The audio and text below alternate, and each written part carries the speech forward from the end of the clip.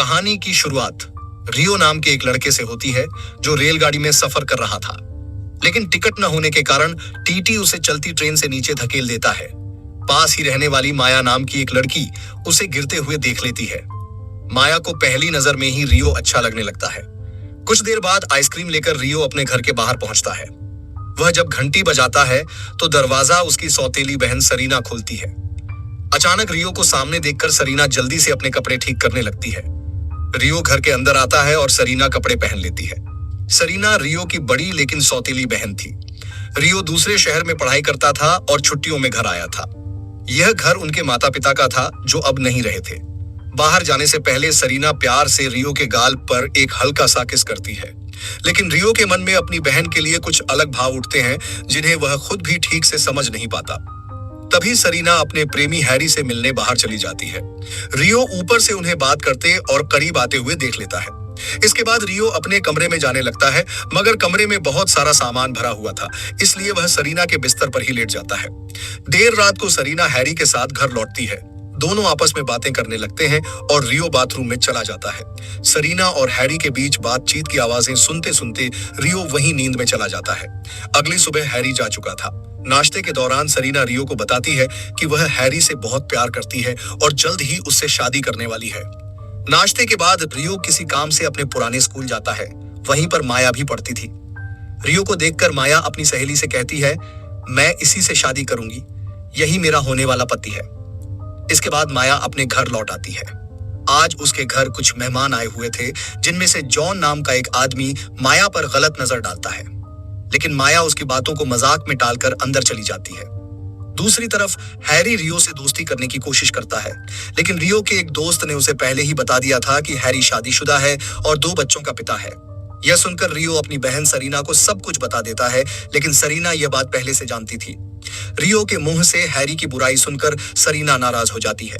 वह रियो को डांटते हुए कहती है कि उसे दूसरों के मामलों में दखल नहीं देना चाहिए। रियो सरीना से अपने मन की बात कहना चाहता है कि वह उससे बेहद प्यार करता है, लेकिन सरीना उसकी भावना को गलत समझकर उसे घर से निकाल देती है। रियो बहुत दुखी होता है। वह अपना सामान बांधने लगता है, लेकिन जैसे ही वह घर छोड़ने वाला होता है, सरीना उसे रोक लेती है। उसे एहसास होता है कि उसने रियो से ज्यादा गुस्सा कर दिया। सरीना रियो से माफी मांगती है और दोनों भावुक होकर एक दूसरे को गले लगा लेते हैं। सरीना की आर्थिक स्थिति ठीक नहीं थी। कई महीनों से बिजली का बिल भी नहीं भरा गया था। रियो उसकी मदद करने के लिए छोटे मोटे काम करने लगता है। एक दिन मंडी में रियो की मुलाकात माया से होती है, जो सब्जी खरीद रही थी। दोनों बैठकर बातें करने लगते हैं। माया के हाव भाव से रियो को एहसास होता है कि वह उसे पसंद करने लगी है। माया से मिलने के बाद जब रियो अपने घर लौटता है तो देखता है कि घर में कपड़े और सामान बिखरा हुआ है। उसे किसी औरत की आवाजें सुनाई देती हैं। जब वह आगे बढ़कर देखता है तो उसे पता चलता है कि हैरी किसी और औरत के साथ घर में मौजूद है। हैरी ने रियो को नहीं देखा था, लेकिन उस औरत ने रियो को देख लिया। रियो तुरंत बाहर जाकर दरवाजा बंद कर देता है ताकि सरीना को हैरी की सच्चाई दिखा सके। हैरी जल्दी जल्दी अपने कपड़े ठीक करते हुए उसे रोकने की कोशिश करता है, लेकिन रियो बाहर सबको सच्चाई बता देता है कि हैरी ने धोखा दिया है। इतने में सरीना भी अपने काम से लौट आती है। हैरी उसे समझाने की कोशिश करता है, मगर सरीना अब किसी बात में नहीं आती और उससे अपना रिश्ता हमेशा के लिए तोड़ देती है। और उनका रिश्ता टूटते देख रियो को बहुत खुशी हो रही थी। बिजली का बिल न भरने के कारण उनके घर की बिजली बंद हो गई थी। अगले दिन रियो पैसे कमाने के लिए सड़कों पर पैम्फलेट बांट रहा था। तभी माया की नजर उस पर पड़ती है। रियो को अलग अलग काम करते देखकर वह समझ गई कि उसे पैसों की बहुत जरूरत है। घर में बिजली न होने के बावजूद रियो और उसकी बहन सरीना हंसते हुए दिन बिता रहे थे।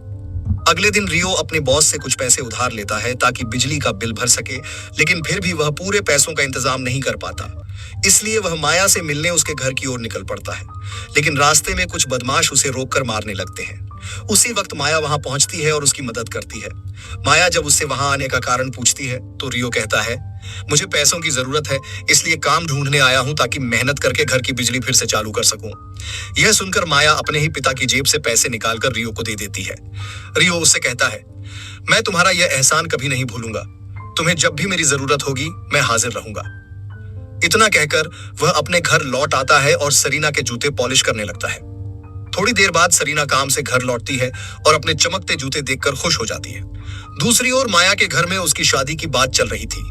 उसके पिता उसकी शादी अपने दोस्त जॉन से करवाना चाहते थे क्योंकि वह बहुत पैसे वाला था, लेकिन माया शादी से इनकार कर देती है। वह कहती है, मैं किसी और से प्यार करती हूँ और उसी से शादी करूंगी। इतना कहकर वह कमरे में जाकर अपनी माँ से बात करने लगती है। उसी समय बाहर कुछ लोग जॉन की गाड़ी तोड़फोड़ करने लगते हैं। शोर सुनकर जॉन और बाकी सब बाहर दौड़ पड़ते हैं, लेकिन तब तक बदमाश भाग जाते हैं। दरअसल जॉन कुछ गैर कानूनी कामों में शामिल था, इसलिए उसके दुश्मन ज्यादा थे। रात को जब सरीना घर लौटती है और फ्रिज खोलती है तो उसमें लाइट देखकर हैरान हो जाती है। वह खुशी से घर की बाकी लाइट्स भी चालू करती है। दूर बैठा रियो यह देखकर मुस्कुरा उठता है, क्योंकि उसने ही मेहनत करके बिजली का बिल चुकाया था। रियो चाहता था कि वह अपनी बहन को एक छोटा सा सरप्राइज दे सके, इसलिए वह आइसक्रीम लेकर घर पहुंचता है और बताता है, दीदी अब हमारे घर में फिर से रोशनी आ गई है। यह सुनकर सरीना की आंखों में खुशी के आंसू आ जाते हैं। उधर माया भी रियो से कुछ जरूरी बात करने उसके घर आती है, लेकिन रियो उस वक्त घर की खुशी में इतना खोया होता है कि वह उसकी बात नहीं सुन पाता। माया थोड़ा उदास होकर वहां से चली जाती है, जबकि रियो अपनी बहन को मुस्कुराते हुए देख रहा होता है, क्योंकि उसके लिए उसकी दीदी की मुस्कान ही सबसे बड़ी जीत थी। अगले दिन वह सरीना को मूवी दिखाने का प्लान बनाता है, लेकिन जब घर लौटता है तो देखता है कि घर में हैरी मौजूद है। रियो को यह बात पसंद नहीं आती। वह गुस्से में हैरी से बहस करने लगता है। तभी सरीना कहती है, रियो मैंने हैरी को माफ कर दिया है। यह सुनकर रियो और भी नाराज हो जाता है। शाम को सरीना हैरी के साथ उसके बॉस की पार्टी में जाती है, लेकिन वहां हैरी का बॉस नशे में सरीना के साथ बदतमीजी करने लगता है। सरीना उसे डांट देती है और वहां से बाहर चली जाती है। वह यह बात हैरी को बताती है, लेकिन हैरी उसकी बात को हल्के में लेता है। सरीना को यह बहुत बुरा लगता है। हैरी ने सरीना से कहा, बॉस को तुम बहुत पसंद आई हो, अगर तुम उसकी बात मान लो तो वो खुश होकर मेरा प्रमोशन कर देगा। हैरी की बात सुनकर सरीना हैरान रह गई। उसे कभी नहीं लगा था कि जिससे वह इतना प्यार करती है वो इतना गिर सकता है। सरीना खुद को संभालने के लिए कमरे से निकलकर बाथरूम में चली जाती है, लेकिन हैरी उसके पीछे पीछे वहां पहुंच जाता है। पहले वह उसे प्यार से मनाने की कोशिश करता है, पर जब सरीना इनकार कर देती है तो वह उस पर जोर डालने लगता है। असल में हैरी ने सरीना को वापस अपनी जिंदगी में इसलिए लाया था ताकि अपने बॉस को खुश करके प्रमोशन पा सके। सरीना डर गई थी, इसलिए वहां से निकलकर अपने बॉस की गाड़ी में बैठ गई। दूर खड़ा रियो यह सब कुछ देख रहा था, लेकिन कुछ समझ नहीं पा रहा था कि वह करे भी तो क्या करे। जैसे ही बॉस ने सरीना से गलत व्यवहार करने की कोशिश की, सरीना ने उसे जोर से डांटा और गाड़ी से बाहर निकल आई। उसने हैरी को भी एक थप्पड़ मारा और वहां से सीधा अपने घर लौट गई। घर पहुंचकर वह फूट फूट कर रोने लगी। रियो दरवाजे के बाहर खड़ा उसकी सिसकियां सुन रहा था। वह उससे बात करना चाहता था, लेकिन सरीना दरवाजा नहीं खोलती। निराश होकर रियो वहीं चला गया जहां वो अक्सर माया से मिला करता था। उधर माया के घर में उसकी शादी की तैयारियां जोरों पर थीं। सभी लोग नाच गा रहे थे, खुशियां मना रहे थे, लेकिन तभी जॉन के कुछ दुश्मन वहां पहुंच गए और शादी में हंगामा मच गया। दोनों तरफ से गोलीबारी शुरू हो गई। मेहमान डरकर भागने लगे। जॉन अपने दुश्मनों से भिड़ गया और उसी दौरान माया वहां पहुंचती है जहां रियो बैठा था। रियो अब माया से शादी करना चाहता था, लेकिन माया उसे डांट देती है। जब मैं तुम्हारे साथ रहना चाहती थी तब तुमने मेरी बात नहीं सुनी। अब जब मैं किसी और की हो चुकी हूं तो देर किस बात की। इतना कहकर माया आखिरी बार उसे देखती है और अपने पति जॉन के पास लौट जाती है, जो अपने दुश्मनों से जंग जीत चुका था। सुबह होते ही रियो घर लौटता है।